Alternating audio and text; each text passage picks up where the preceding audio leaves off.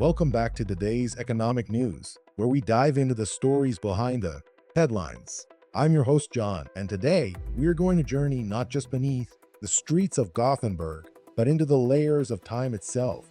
Imagine for a moment that under the bustling cityscape of Gothenburg lay the remnants of a once thriving 16th century city called Nya Lödöse. That's right, a city founded back in 1473 during the transformative era of Sweden's maritime trade and urban planning has been uncovered by the dedicated efforts of Swedish archaeologists.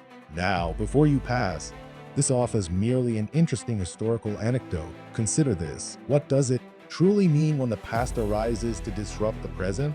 What is the real cost to the modern city and its people when we've decided that preserving a wooden glove is of paramount importance? Each artifact unearthed tells a narrative, yes, but it also raises questions about priorities and resources in our world today. Let's set the scene. Nya Lödöse was founded by the influential Sten Sture the Elder, a political maneuver to establish Sweden's trade independence against Denmark in 1473.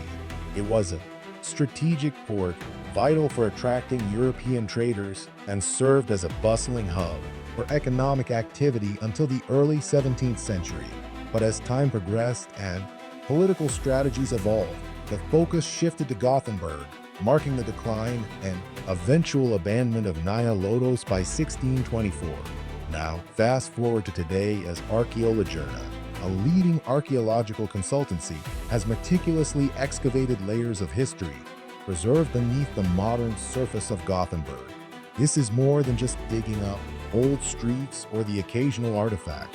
We are talking about uncovering the very fabric of a city lost for hundreds of years, a fabric rich with insights into lifestyle, economy, and society during a pivotal era of change. To truly appreciate the scale of these discoveries, consider this. Over a timeline of approximately 150 years, ruins of buildings, streets lined with history, and artifacts like a simple leather glove or pieces of a 16th century pocket watch have been uncovered. These aren't just relics, they are windows into the daily lives and economic structures of Nya Lödöse's inhabitants. Yet, as fascinating as these findings are, we mustn't lose sight of the present-day implications.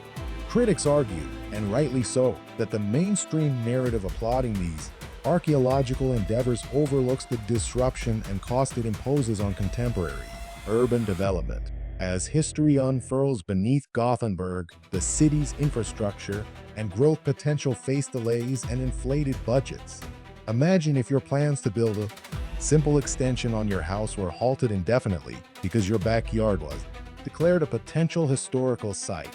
This balance or imbalance between preservation and progress has real economic costs. Politicians and project leaders quote the historical uniformity, remarking on the quaint wooden houses so characteristic of the era.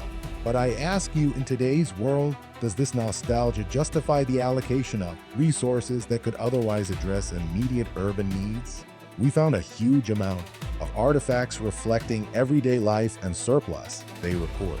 Yet, the same statement might reflect upon today's struggles, where surplus could better translate into prosperity shared with living citizens. This is where the story takes a libertarian turn. Let's examine the coffers of public spending. The funds channeled into preserving what effectively amounts to the past ultimately get pulled from critical public services of the present. While our taxes subsidize such historical explorations, essential services face cuts, and inflation doesn't take a holiday on our account. It doesn't hesitate to remind everyday citizens of this financial sleight of hand, taxpayer money being redirected under the guise of cultural necessity, while public service efficiencies dwindle. And let's not ignore the bureaucratic labyrinth these archaeological sites perpetuate.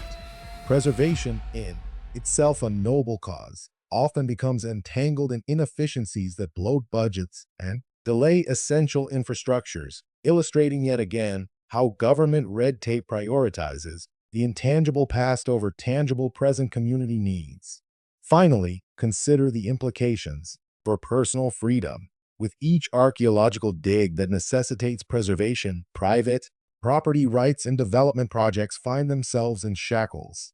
In a world that champions individual freedom and economic opportunity, one must ponder if an ancient city's footprint should overshadow today's innovative strides. So, this unearthing beneath Gothenburg is not just a trip down memory lane, it's a conversation starter about how we balance respect for our past with the necessities of our future. If you find yourself tired of footing the bill for decisions rooted in the past at the expense of today and tomorrow, don't just stand by.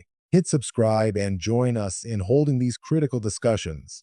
Thank you for tuning in to today's economic news. I'm John, signing off until next time.